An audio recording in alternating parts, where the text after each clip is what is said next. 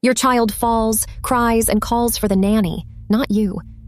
8 hours with your child means almost nothing to their brain. You leave for work before the sun comes up. You come home late, drained, and the guilt is already waiting at the door before you even turn the key. You count the hours you missed like a debt you can never repay. You picture your child's whole day happening without you, and you feel like you're failing the one job that matters most. Almost every working parent carries some version of this feeling, and almost none of them have been told the actual science behind it. Here's what decades of attachment research says about that math. It's wrong. The number that actually matters is way smaller than you think. Attachment theory was first developed by psychologist John Bowlby and later tested in real experiments by researcher Mary Ainsworth.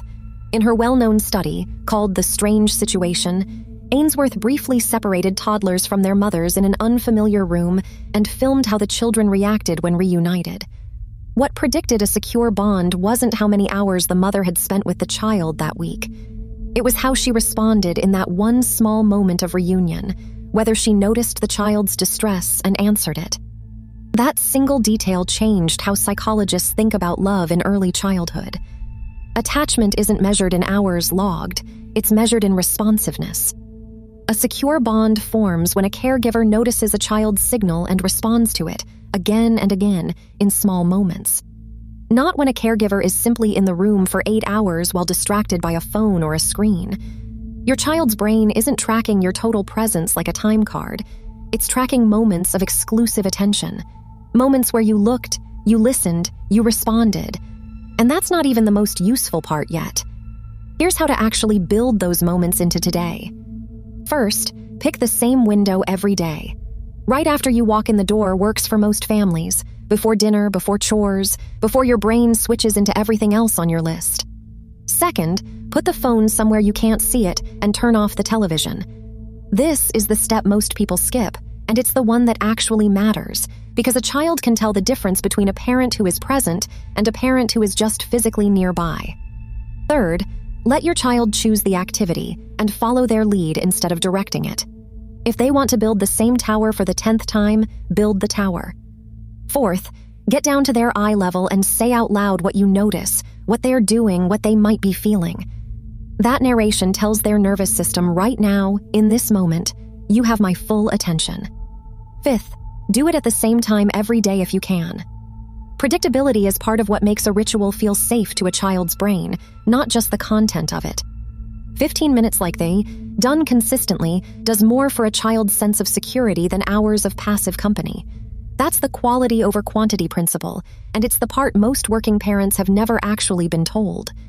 But then a harder question comes up, and it's one a lot of parents are almost afraid to say out loud. Your child falls, gets hurt, and the first name out of their mouth isn't yours. It's the nanny's.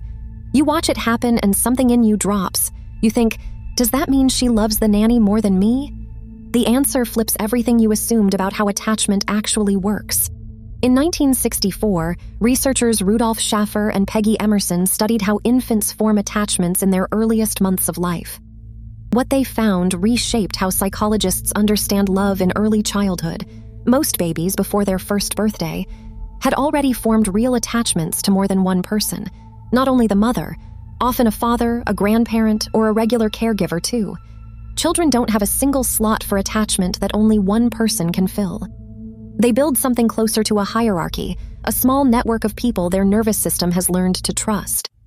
Anthropologist Sarah Hrdy has spent decades studying how humans actually raise children, and her work points to the same conclusion from a completely different angle.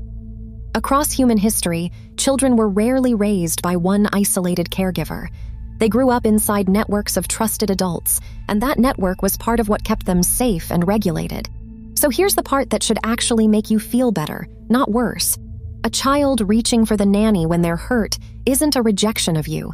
It's proof that the nanny has become a secure figure in that child's world.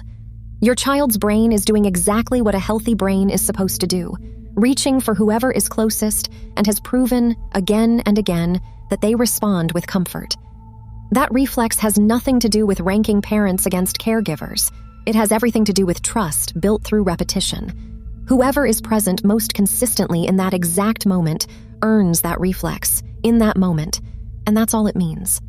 So the fact that your child trusts the nanny enough to cry for her isn't a leak in your bond. It's a sign that your child is building the exact kind of safety network that developmental psychologists have spent decades saying is good for emotional growth. But here's where a lot of parents, without meaning to, quietly damage this good thing. Jealousy is a normal reaction. Almost every working parent feels a flash of it at some point, watching another adult get a first laugh, a first cuddle, a first new word. But some parents act on that jealousy in ways that quietly cost their child something valuable. Small comments that criticize the nanny in front of the child, minimizing the bond, calling it just a job where the child can hear it. Switching caregivers often, so no one ever gets to feel secure enough to keep. None of these actions make a child love their parent more.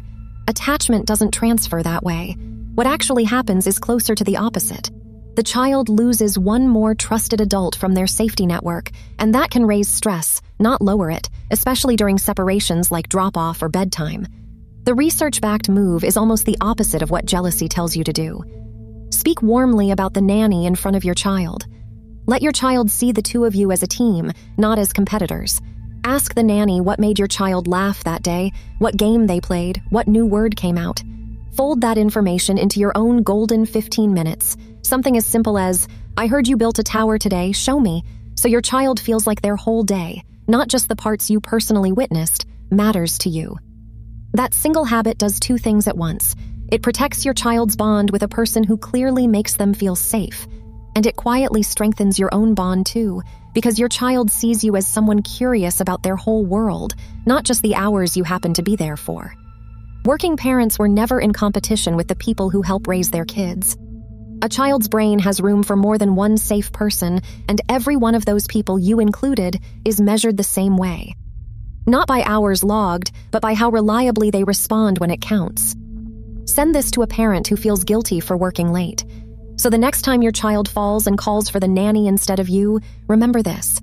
It's not a loss of love, it's proof of trust, built by 15 minutes where you actually showed up.